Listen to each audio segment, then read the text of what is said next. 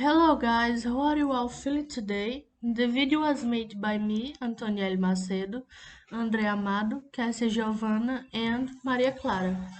Our group chose India to talking about, and here we are. India is an amazing country, and today you will know more about it.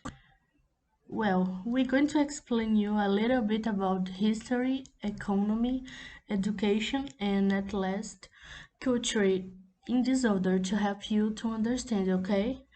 And pay attention to the video, and I hope you all enjoy it. Thank you. Hi guys, let me introduce you about India's history. Population. India country that occupies the greater part of South Asia.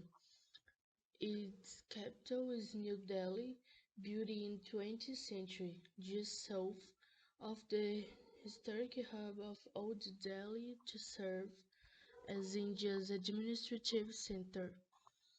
Its government is a constitutional republic that represents a high diverse population consisting of thousands of ethnic groups and likely hundreds of languages, with roughly one-sixtieth of the world's total population.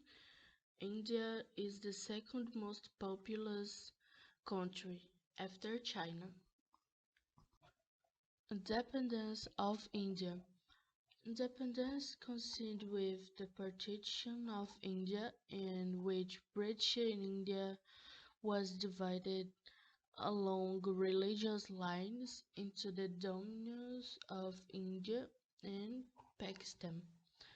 The partition was accompanied by violent riots and mass casualties and the displacement of nearly 50 million people due to the religious violence.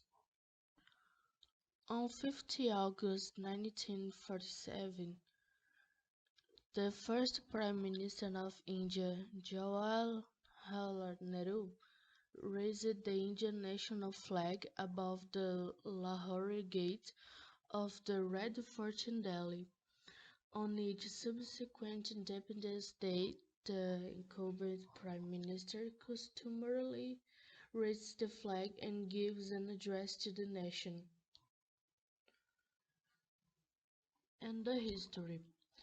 European traders had established outposts in the Indian subcontinent by the 17th century.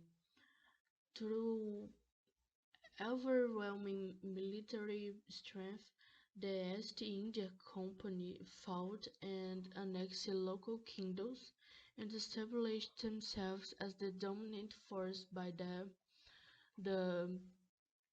18th century. Following the Indian Rebellion of 1857, the government of India enacted 1858 led the British Crown to assume direct control of India.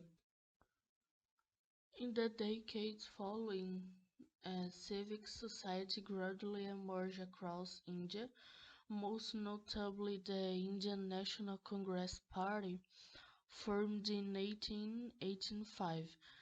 The period after World War I was marked by colonial reforms such Montagu Chelmsford reforms, but it also witnessed the enactment of the unpopular Rowlatt Act and calls for self-rule by Indian activists.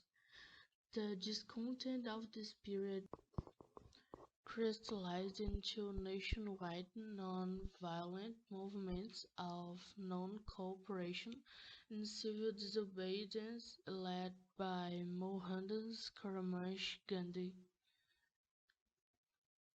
During the 1930s, the reform was gradually legislated by the British Congress won victories in the resulting elections.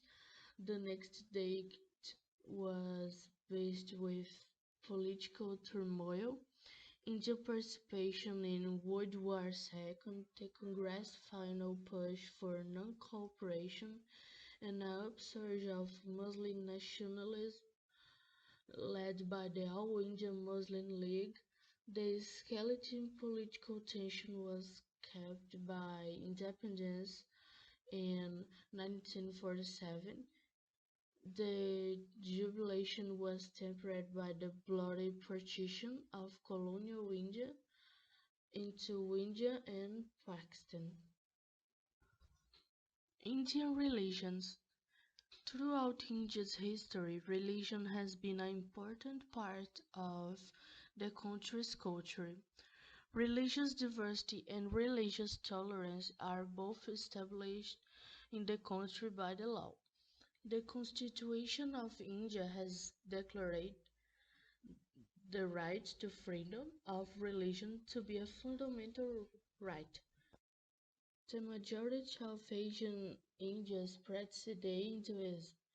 The other major religions are Sikhism, Buddhism, Jainism, Christianity, and Islam, and a small percentage of population practice Judaism and others.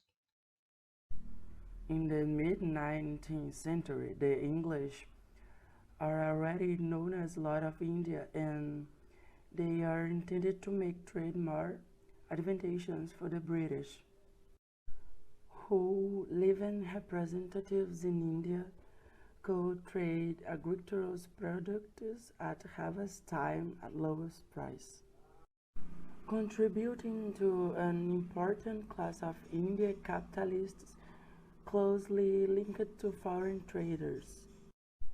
The English not only extracted a part of the capital that foreign trade had taken to India, returned to Europe between 1757 and 1780, used that same money to ruin the Indian textile industry. The steam engines of Manchester produced fabrics in series, which competed advantageously with those who wove by hand the India's artisans. India, one of these colonial possessions, gained its independence with the end of the Second World War.